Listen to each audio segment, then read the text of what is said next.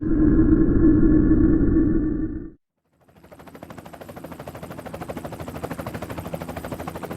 1789 independent America का पहला election और George Washington unanimously 69 electoral votes के साथ पहले प्रेसिडेंट चुने जाते हैं। तब से लेकर आज तक किसी भी यूएस प्रेसिडेंट को 100% इलेक्टोरल वोट्स नहीं मिले हैं। लेकिन इसका एक और पहलू भी है। यूएस कॉन्स्टिट्यूशन में ऐसा कहीं जिक्र नहीं था कि वोटिंग राइट किस तरह के सिटीजन को दिया जाए। ये फैसला पूरी तरह स्टेट पे डिपेंड करता था। यूएस के मैक्सिमम स्टेट्स में वोटिंग राइट सिर्फ प्रॉपर्टी ओनर्स को ही दिए गए थे। इस क्लॉज की वजह से उस वक्त के पॉपुलेशन के सिर्फ 6% लोग ही वोटिंग के लिए एलिजिबल हो पाए थे, जो मोस्टली अडल्ट व्हाइट मेल्स ही थे। वहीं हम इंडिया की बात करें तो हमारे कॉन्स्टिट्यूशन में इस चीज का पूरा ध्यान रखा गया है कि हर किसी को इक्वल वोटिंग राइट्स मिले, डेमोक्रेसी में सबकी भागीदारी हो और सबका विकास हो सके। हेलो फ्रेंड्स, मैं कायनात और मैं कामरान आपका स्वागत करते हैं हमारे यूट्यूब चैनल रीडिस्कवर में।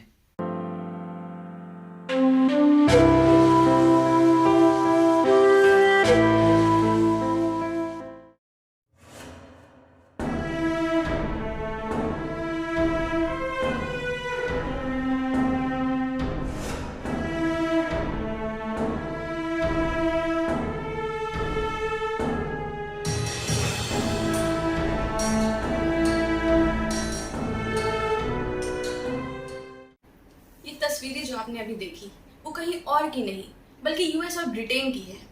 यूएस और ब्रिटेन में औरतों के द्वारा चलाए जा रहे सफरेज मूवमेंट की। सफरेज मूवमेंट यानी वोटिंग राइट्स के लिए लड़े जाने वाली लड़ाई की। 18वीं सेंचुरी में यूएस और ब्रिटेन की औरतों की आइडेंटिटी उनके हस्बैंड से हुआ करती थी। मैरिड वुमेन ना ही प्रॉपर्टी ले सकती थी, ना ही किसी कॉन्ट्रैक्ट पे साइन कर सकती थी। वो ना ही डिवोर्स ले सकती थी और ना ही अपने बच्चों की कस्टडी ले सकती थी। यहाँ तक कि उन्हें एजुकेशन राइट भी नहीं दिया गया था। ये सारा कुछ 19वीं सेंचुरी तक चलता रहा। उस वक्त वहाँ के लोगों का ये मानना था कि औरतें सिर्फ घर तक ही सीमित रहनी चाहिए।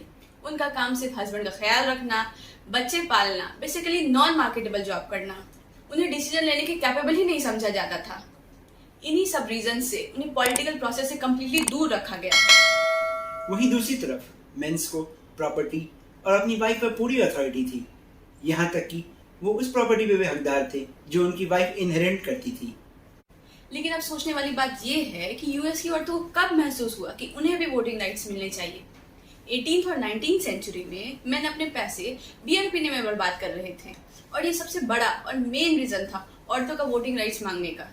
वो चाहती थी कि बियर सैलून क्लोज कर दिए जाए, प्रॉपर्टी ओन करने के राइट्स उन्हें दिए जाए ताकि वो अपने बच्चों का बेहतर फ्यूचर बना सके और ड्रंकन हस्बैंड से अपने बच्चों को बचा सके।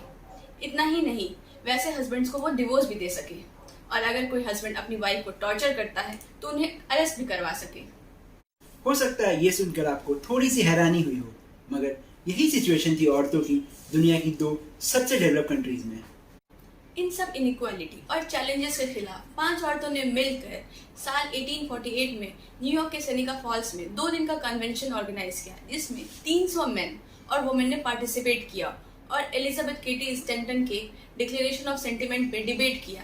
इसमें औरतों की इंफीरियर स्टेटस को आउटलाइन किया गया और सफ्रेज की डिमांड की गई।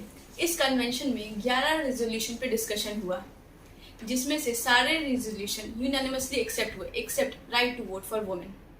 सेनेका फॉल्स से पहले भी यूएस के अलग अलग स्टेट्स में वोटिंग राइट्स की डिमांड हो तो रही थी, लेकिन सेनेका फॉल्स के बाद सफ्रेज मूवमेंट ने रफ्तार पकड़ ली। उधर स्लेवरी को अबॉलिश करने की भी डिमांड हो रही थी, जिसमें औरतों ने अपना पूरा सपोर्ट दिया। लेकिन कुछ व्हाइट अमेरिकन वुमेन सफ्रेजिस्ट चाहती थी ब्लैक वुमेन से पहले व्हाइट अमेरिकन को वोटिंग राइट मिले, जो बहुत ही एक रेसिस्ट रिमार्क था। अब बस रेस ओवर जेंडर पर छिड़ चुकी थी और एबॉलिशमेंट मूवमेंट ने वुमेन सफ्रेजिस्ट को ओवरशैडो कर दिया। सफ्रेजिस्ट इस मुद्दे पर 2 अलग अलग ग्रुप में डिवाइड हो गए। साल 1866 में यूएस कॉन्स्टिट्यूशन का 14th अमेंडमेंट पास हुआ, जिसमें सिटीजन्स और वोटर्स को एज मेल डिफाइन किया गया। उसके बाद साल 1869 में 15th अमेंडमेंट इंट्रोड्यूस किया गया, जिसे कांग्रेस ने 1870 में पास किया, जिसमें अफ्रीकन अमेरिकन मेल को वोटिंग राइट्स दिए गए। साथ साथ स्लेवरी को इलीगल कर दिया गया, लेकिन इसके बाद भी औरतों को वोटिंग राइट्स नहीं मिले। कुछ लोगों का मानना था अफ्रीकन अमेरिकन को वोटिंग राइट्स देना वुमेन सफ्रेज से ज्यादा जरूरी है ताकि उनकी लिविंग कंडीशन सुधर सके। जहां औरतें उम्मीद कर रही थी अफ्रीकन अमेरिकन मेंस के साथ साथ वुमेन्स को भी वोटिंग राइट्स दी जाएगी। वहीं कुछ लोगों ने सेनेट में ये दलील दिया कि कंट्री एक साथ दो बड़े बड़े चेंजेस नहीं झेल पाएगी। साल 1872 में सुजन बी एंथनी ने यह जानने के लिए अपना पहला वोट दिया कि 14th अमेंडमेंट वुमेन पर लागू होता है या नहीं, लेकिन उन्हें इनलीगल वोटिंग के लिए कन्विक्ट किया गया, यहाँ तक कि $100 का फाइन भी किया गया, लेकिन उन्होंने उसे पे करने से मना कर दिया। इसमें एक बात और गौर करने वाली है कि इस सफरेज मूवमेंट में mostly middle class white women ही इन्वॉल्व थी और अफ्रीकन अमेरिकन को बिल्कुल अलग थलग रखा गया। साल 1890 के बाद अफ्रीकन अमेरिकन इमिग्रेंट वुमेन्स ने अफ्रीकन मेन के साथ मिलकर अपना अलग ही सफरेज मूवमेंट शुरू किया। इसका रिजल्ट ये मिला कि कुछ स्टेट्स में औरतों को वर्कफोर्स में जगह मिलने लगी और कुछ स्टेट्स ने कुछ इलेक्शंस में उन्हें वोटिंग राइट्स भी दे दिए। इसी वजह से साल 1890 से 1920 के बीच के एरा को वुमेन राइट्स मूवमेंट का गोल्डन एरा भी कहते हैं। लेकिन इसके बाद भी बहुत से लोग सफरेज मूवमेंट के अगेंस्ट में थे।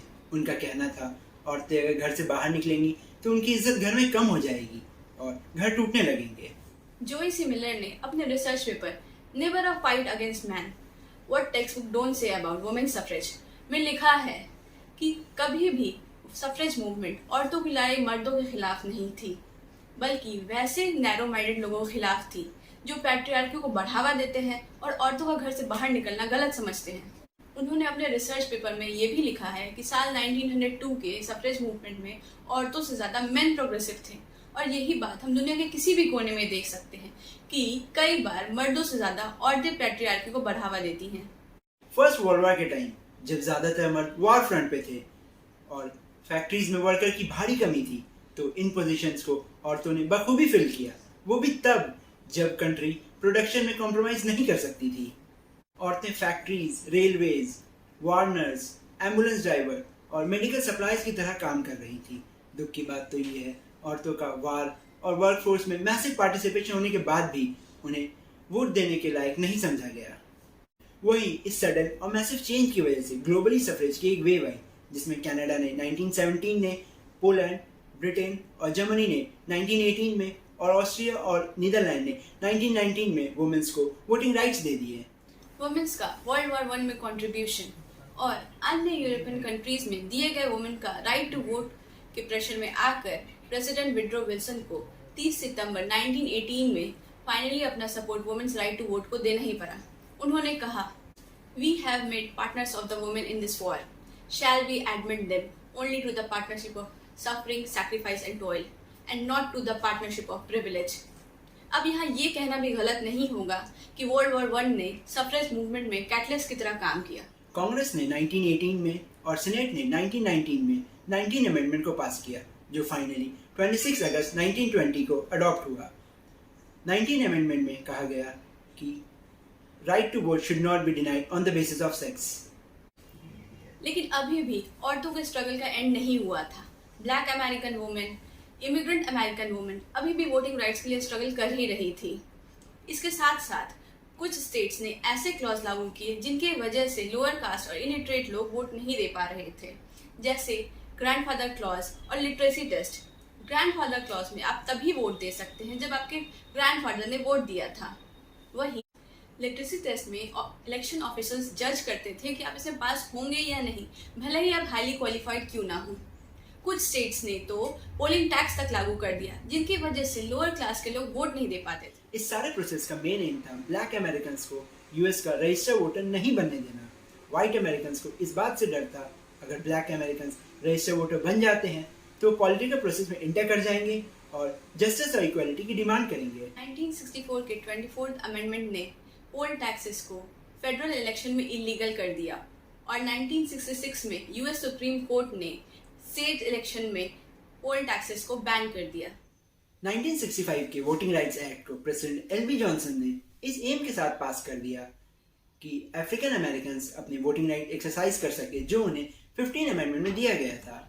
और सारे लीगल बैरियर जैसे लिटरेसी टेस्ट जो स्टेट और लोकल लेवल ने लगाए थे, उन्हें ओवरकम किया जा सके। और इसके साथ ही यूएस अटॉर्नी जनरल को स्टेट और लोकल इलेक्शन में इन्वेस्टिगेट करने के लिए ऑथराइज किया गया और लगभग 72 साल की कुर्बानी के बाद ब्लैक अमेरिकन सिटीजन्स को वोटिंग राइट्स मिली। 2020 यूएस प्रेसिडेंशियल इलेक्शन में पहली बार एक ब्लैक वुमेन को वाइस प्रेसिडेंट चुना गया। हालांकि यूएस हिस्ट्री में आज तक कभी भी कोई वुमेन को प्रेसिडेंट नहीं चुना गया है। हो सकता है आने वाले समय में जल्दी हमें ये भी देखने को मिले। लेकिन एक बात की तारीफ तो करनी होगी, यूएस ने इतने कम समय में जेंडर डिस्क्रिमिनेशन की खाई को भरकर डेवलपमेंट की तरफ तेजी से कदम बढ़ाया और सारी दुनिया को एक क्लियर मैसेज दिया कि अगर आपके देश का एक भी नागरिक, चाहे वो किसी भी जाति, धर्म, जेंडर और कलर का हो, अगर डेवलपमेंट में पीछे छूट जाता है तो देश का डेवलपमेंट नहीं हो सकता। इस मोमेंट को फेमिनिस्ट कहा जाए या इक्वालिटी की मांग, ये आप डिसाइड करें, लेकिन वर्ल्ड हिस्ट्री में यही साबित होता है कि औरतों को अपना हक और बराबरी के दर्जे के लिए सड़कों पर निकलना ही पड़ा है। वो कहते हैं ना, सबको अपने हक के लिए खुद ही लड़ना पड़ता है, अब चाहे वो यूएस जैसा डेवलप कंट्री ही क्यों ना हो। चलते चलते हम कुछ फिगर्स और डेटा दिए जाते हैं और ये सवाल भी छोड़ जाते हैं कि आज 21st सेंचुरी में हम अन्य देशों के मुकाबले कहाँ खड़े हैं और हमें किस एरिया में मेहनत करने की ज़रूरत है।